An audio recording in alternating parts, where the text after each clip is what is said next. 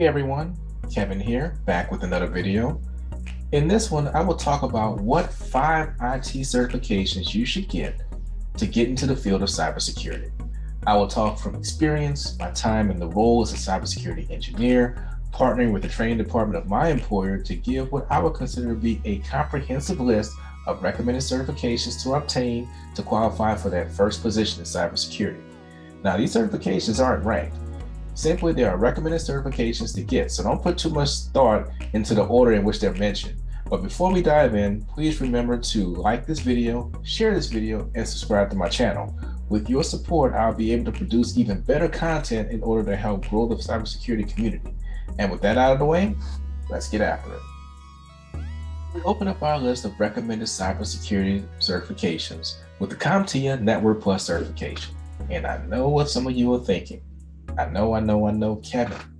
We're talking about cybersecurity, and yet you're opening up your list of recommended cyber certifications with the networking. Well, to get into cybersecurity, you do need to know a little bit of networking. In fact, one can argue that knowledge of networking is critical to cybersecurity, and possessing this knowledge proves to be invaluable for cyber professionals. So in that same vein, one could infer that starting your career in cybersecurity with the Network Plus certification is a great career move. Let's dig a little deeper. So like all other CompTIA certifications, the Network Plus is a vendor-neutral certification. That means that the information tested on this exam can apply to all networks regardless of the operating system. You will show an understanding of basic networking concepts, the skills to implement those concepts, as well as demonstrated knowledge of security and identify the most common types of networking attacks. Now, I obtained the Network Plus back in 2006. That's a long time ago.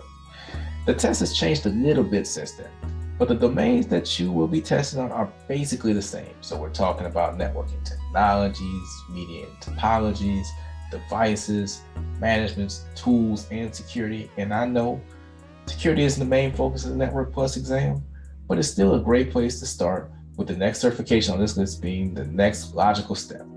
And that certification is the CompTIA Security Plus. All right, so now we're cutting our teeth on your first true cybersecurity certification. The Security Plus is widely considered to be one of the best introductory cybersecurity certifications out there. Not only that, it's a credential that is approved by the U.S. Department of Defense. And if you haven't heard of the DoD 8570 requirements, you will. The Security Plus covers a great deal of cyber topics, and just like my experience with the Network Plus, it's been a minute since I took this exam. The test now covers a wide array of security-related skills, simulations, and technical knowledge. Among the security topics covered include identity and access management, security tools and techniques, risk management, cloud and virtualization concepts, including basic threats and vulnerabilities. And even though it's considered to be a certification earned by entry-level roles, persons possessing this credential will demonstrate they have the knowledge to be successful in cybersecurity. The next certification is a certification that, as of the release of this video, I don't currently possess, but I still vouch for. It's the ISC Squares System Security Certified Practitioner. And this is ISC Square's equivalent to the CompTIA Security Plus. Now, the difference between the two is that the SSCP is more technically focused. The Security Plus is getting there, but if you want to show that from a technical standpoint, you are the person for the job, this is the cert to get. Now, the SSCP covers 7 domains of the common body of knowledge, an area that I recommend you get very familiar with, as another more high-profile certification by ISC Square should be on your radar in the future. Now, getting back to the SSCP, the domains to be familiar with are access control, incident response and recovery, risk identification, monitoring and analysis, security operations and administration, network and communication security, systems and application security, and cryptography. Now, also, in addition to being familiar with these domains, a candidate would need to have a minimum of 1 year's experience in one of them to be able to obtain the certification. And again, I know what some of you are asking. We're talking about entry level, Kevin. How am I supposed to demonstrate experience in one of the domains if I'm trying to get into the field? That's a good question. And if you have a bachelor's degree or higher, that's one way of getting around that 1 year requirement, as that can be substituted for experience. Now, if you don't have that, you can still test and become what is called an associate of ISC squared. And while you won't be certified officially, you will be one step closer to getting that credential. And IFC Square will give you some time to get that experience before having to test again. So it'll be more like 6 months or so. The SSCP is a great entry-level certification to obtain, and it's a great appetizer for the main course, which is the CISSP. The next cert on my list to consider is the EC Council's Certified Ethical Hacker certification.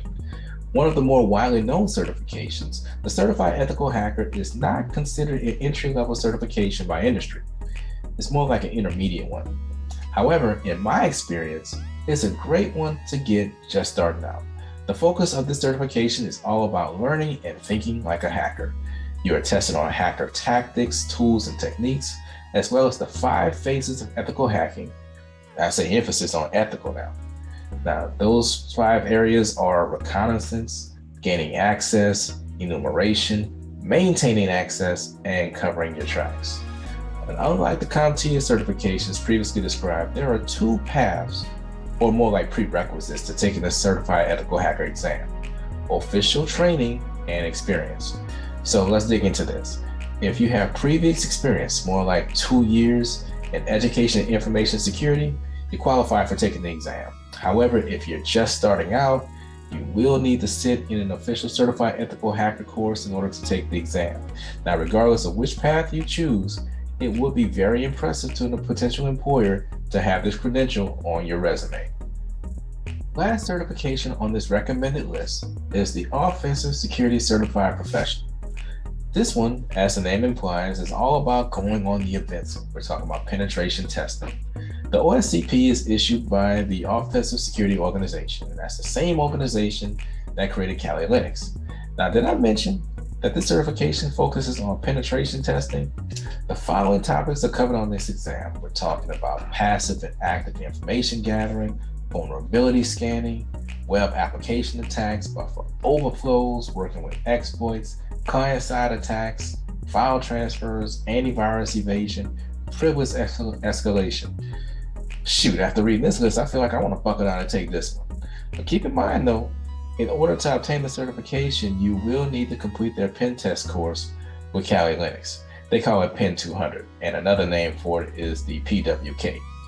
And you should be pretty decent with Linux and have a good understanding of how networking works before sitting in for this one. Now, what makes this test fun is that it's a 24-hour exam. And I know what you're thinking. How can an exam be 24 hours?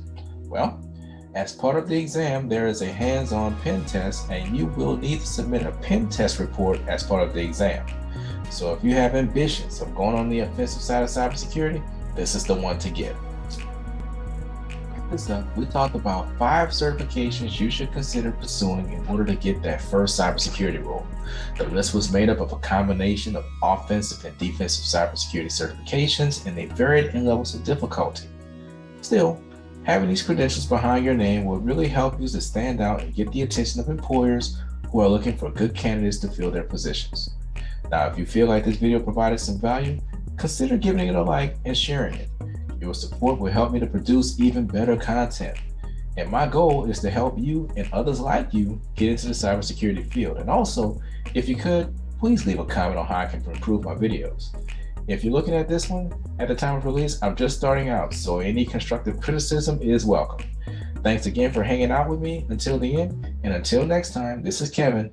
Take care.